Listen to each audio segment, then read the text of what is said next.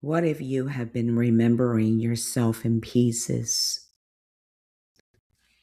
What if you have spent years remembering the chapters that hurt while forgetting the chapters that reveal who you became? I want to begin with a realization I had recently, a realization that surprised me. For years, I could tell you the difficult parts of my life without hesitation. The rejections, the abandonment, the heartbreak, the mistakes, the losses, and the things that should never have happened, the things I wish had never happened. Those stories were easy to remember. I had carried them for a long time. But then something unexpected happened.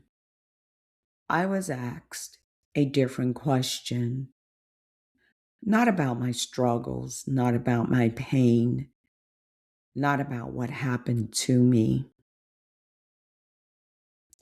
I was asked about my strengths. And that simple question stopped me because I realized I had spent years remembering the experiences that wounded me while giving very little attention to the experiences that shaped me. That realization stayed with me because it made me wonder how many other people are doing the same thing. Welcome back to Butterfly, the Becoming. Today, I want to talk about the possibility that many of us are remembering only half our lives. If someone asked you to tell the story of your life, where would you begin? For most people, it is the hardest chapter, the betrayal, the disappointment, the failure, the rejection, the grief, and the struggle. We remember those experiences with remarkable clarity. Sometimes years later, sometimes decades later. The details remain vivid. The emotions remain close. The memories feel as though they happened yesterday. But what if I ask you something different? What strengths did those experiences develop? What wisdom did they leave behind? What abilities emerged because you kept going? Notice how much harder those questions can be. Many people know exactly who hurt them, but they have never stopped long enough to consider what strength was born from surviving it. There is something fascinating about human beings. We often become historians of our pain and forget to become historians of our growth. Think about that. We remember every criticism, every disappointment, every closed door, and every opportunity we missed, and every relationship that ended. Yet, somehow, we overlook the courage it took to continue. We overlook the resilience. We overlook the lessons, the wisdom, and we overlook the person we became. Then one day, we look at our lives and wonder why we feel small. Perhaps we feel small because we have only been reading half the book. Imagine reading a biography and highlighting only the difficult chapters. You skip every victory. You ignore every lesson. You erase every breakthrough. You remove every moment of courage. And then you declare that you understand the story. You don't. You understand only part of it. I think many people do this with their own lives. At least I know I did. When I look back over my life, the pain was easy to find. The disappointments, the losses, the chapters that hurt. But when I began looking for the strength, something surprising happened. There it was, evidence that I had survived, evidence that I had adapted, evidence that I had learned, that I had rebuilt, and evidence that I had continued moving forward when it would have been easier to stop. And what surprised me most was not that those things existed. What surprised me was how little attention I had given them. Maybe you have done the same. Maybe you were rejected, but perhaps you also became independent.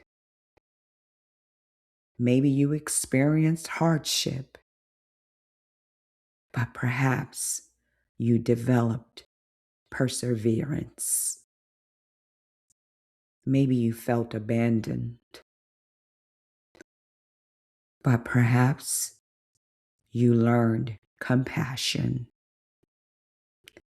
Maybe you struggled financially,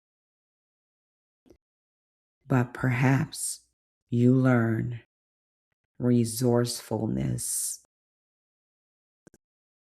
Maybe you walked through illness, but perhaps you discovered courage you never knew existed. This is not about pretending the pain was good. It wasn't. This is not about denying what happened. It happened.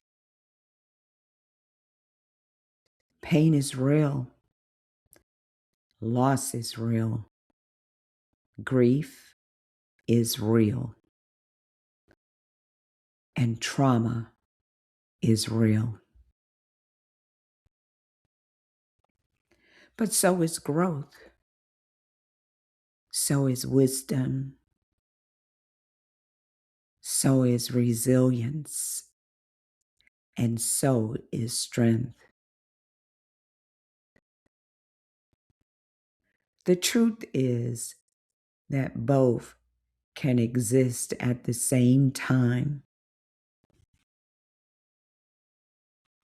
I think one of the greatest mistakes we make is allowing our struggles to become our entire identity. At some point, the story shifts from this happened to me to this happened to me, and this is what emerged from me. There is a profound difference between those two stories. One leaves you standing inside the wound. The other allows you to recognize the transformation that followed.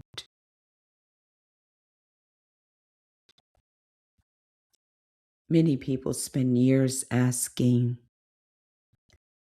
why did this happen? Why did they leave? Why did they betray me? Why wasn't I enough? Why was my path so difficult? Those questions are understandable. Many of us have asked them. But another question may be just as important. What did this experience teach me? What strength did it reveal? What truth did it uncover? What wisdom did it leave behind? Sometimes we spend so much time investigating the wound that we never investigated what strengths grew around it. And yes, sometimes there is a gift, not because the experience was good, but because something within us rose to meet it. Think about your life again. How many times did you keep going when it would have been easier to stop? How many times did you begin again? How many times did you survive something you thought might break you? Those moments matter. Those moments count. Those moments are evidence of courage, evidence of resilience, of growth, and evidence of becoming. Maybe the greatest tragedy is not suffering. Perhaps the greatest tragedy is suffering and never recognizing what you gained through the process. Because then the hardship takes everything. But when you recognize the strength, wisdom, the compassion, resilience, the growth, the hardship no longer owns the entire story.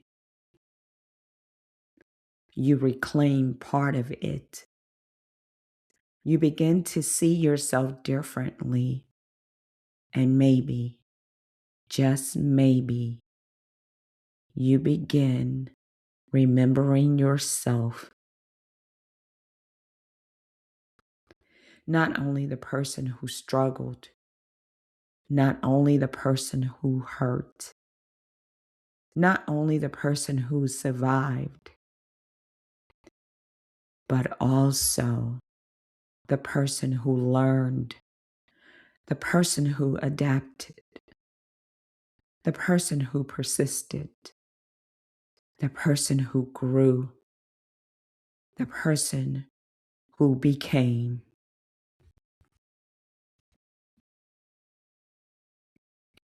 Today, I want to leave you with a question. If you were to write the story of your life today, would you only write about what happened to you?